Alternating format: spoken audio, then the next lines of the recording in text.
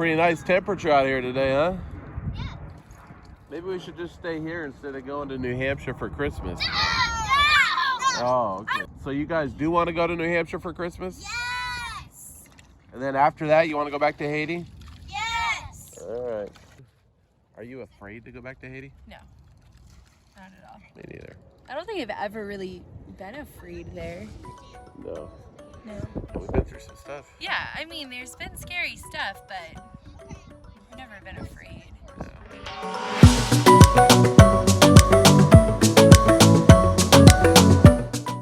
I think I shared in a video last week, we're kind of wrestling through the whole question of when do we go back to Haiti. And as we've been wrestling through that, I'm starting to get some texts from people and stuff who are really worried. Some of the issues in Haiti are on the news now. You know, when the missionaries were kidnapped, of course, that was all over the national news, and so people are worried, and I get that.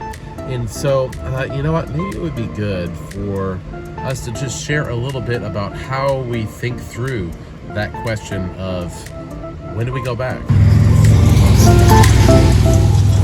Okay, now before I get into this, I do want to mention that the process that we go through, it's not like it's a subjective process. I mean, it has elements of subjectivity in it, but there's actually kind of a grid that we process this through. And the overarching name that we use to put on this is called a theology of risk. A theology of risk is the process of working through risks and dangers and saying, okay, what level of risk or what kinds of risk or even timing related to risks are okay and even good to take for the advancement of the gospel, and what risks do we not take?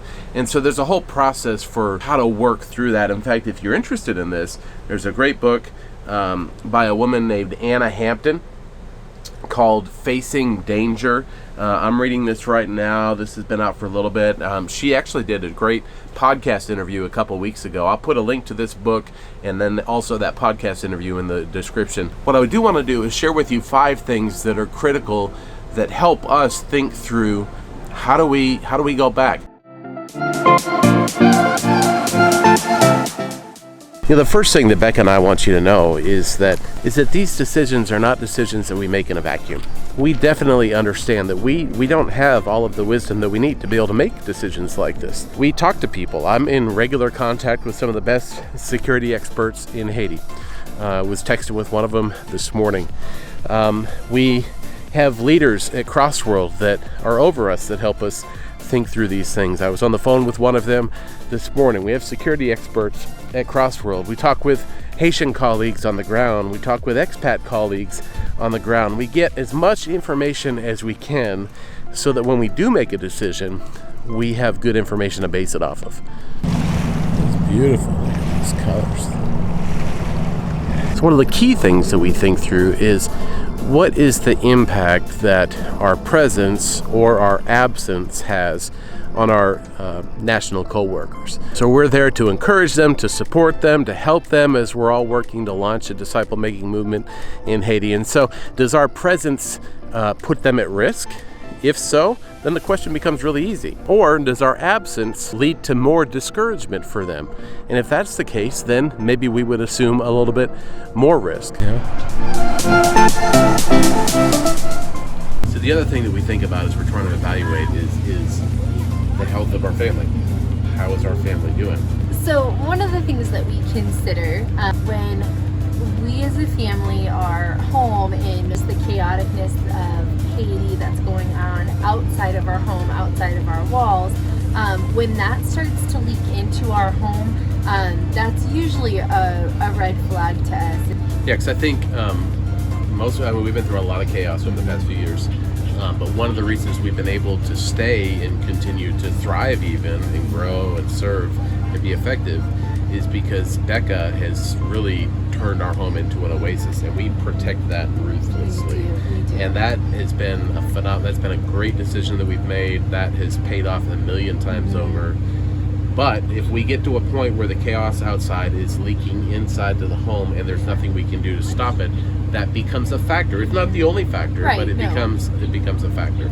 We can't be effective in what God has called us to do in Haiti if we're not healthy as a family. Right. Now, healthy, it may seem weird for us to talk like this. What looks like health for us is going to look different than what healthy looks like for a typical American family. Yeah, our normal is not the same. We're living in two different realities, and we have adapted to a totally different reality than what exists in the United States. And a lot of people on the outside looking at that may think like, hey, you guys are crazy. It's because there's been period of times throughout this past 3 years specifically that some of the outside chaos has come inside, but it's only temporary. Right.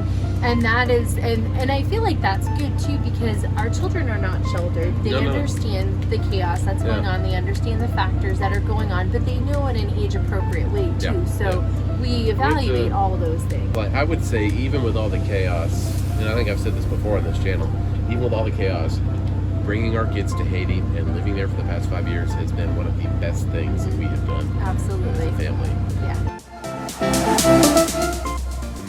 Good morning. Sunday morning now. We're here at Grace Bible Church, which is actually our sending church, our official sending church. So I'm going to be speaking here this morning. I've been trying to wrap this video up for a couple days, but I just want you to know that there is a process, that it's not just like, hey, should we go back? I don't know. Let's go. We have a process that we go through. You saw some of it in this video. There's a lot more to it, actually. But we appreciate your prayers for us because it requires wisdom, spiritual wisdom. We want to go back. We want to go back at the right time.